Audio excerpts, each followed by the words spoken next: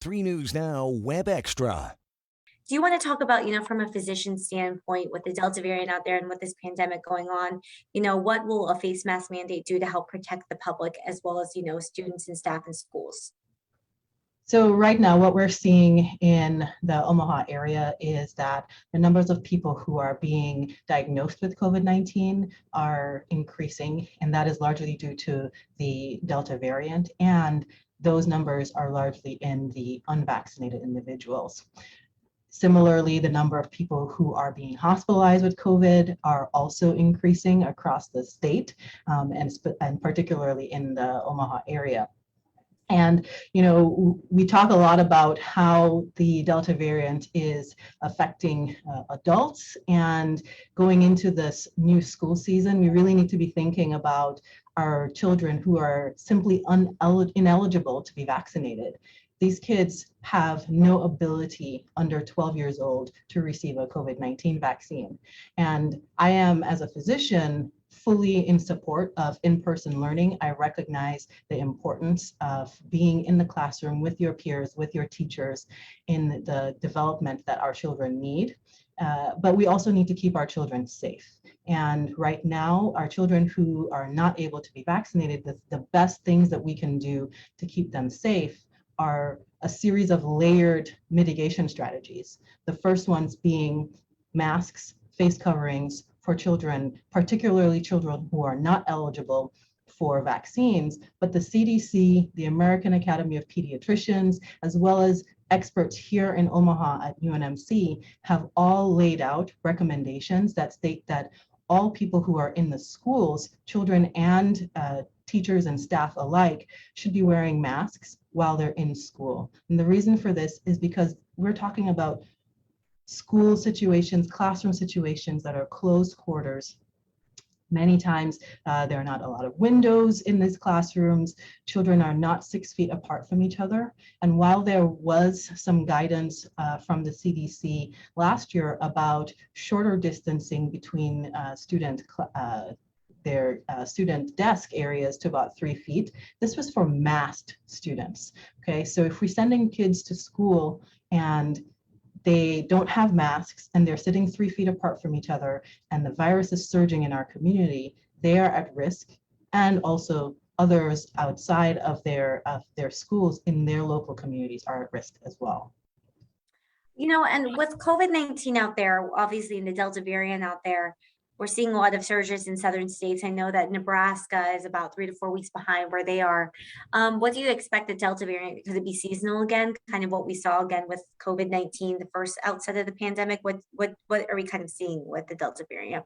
So, as with the other versions of COVID-19, what we're seeing is that we are seeing surges when we have large numbers of people who are indoors, who are susceptible to the virus, who are together. And so with the summertime, there's a lot of people that were outdoors, that were doing things, relatively safe activities. A lot of folks are going to be moving indoors now into the fall. And indoors means the ventilation is not going to be as great. Indoors means that there are more people in a smaller density area that are going to be packed together. Indoors means that there's increased opportunity for the virus to spread amongst unvaccinated people. And again, going back to the fact that we're not talking about folks who are declining vaccines. We're talking about children under 12 years old who are not eligible for vaccines. How are we meant to protect them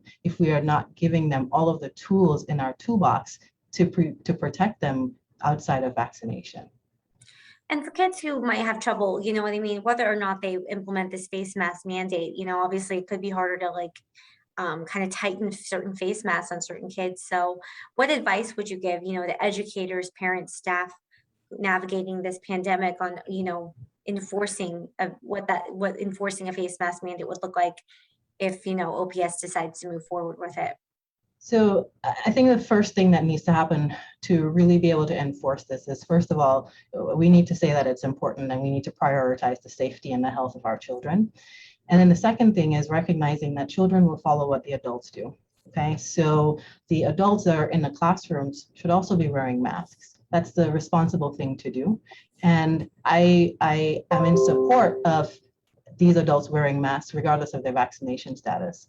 If I want to continue to support my children to wear masks, and I do have elementary age children who are not eligible for vaccines, guess what I've been doing since I've received my vaccine? I've been wearing masks when I go out into public, when I go out into public spaces, the grocery stores, and all of these things, because I want to model that behavior for my children, because I know that that is their only means of protection. And so we should have the adults doing it too. And I think in terms of difficulties with getting the face mask to fit properly, my advice would be to explore different types of face masks. As a parent, I have done the same.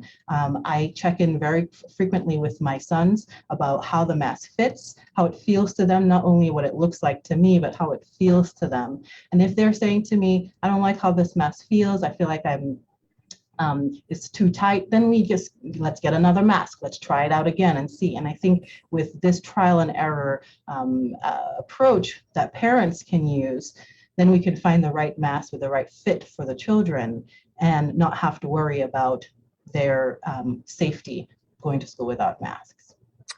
Great. Anything else that you would, let me see here. Yeah, I know right now the Douglas County Health Department says they're working hand in hand with school districts to formulate the policies.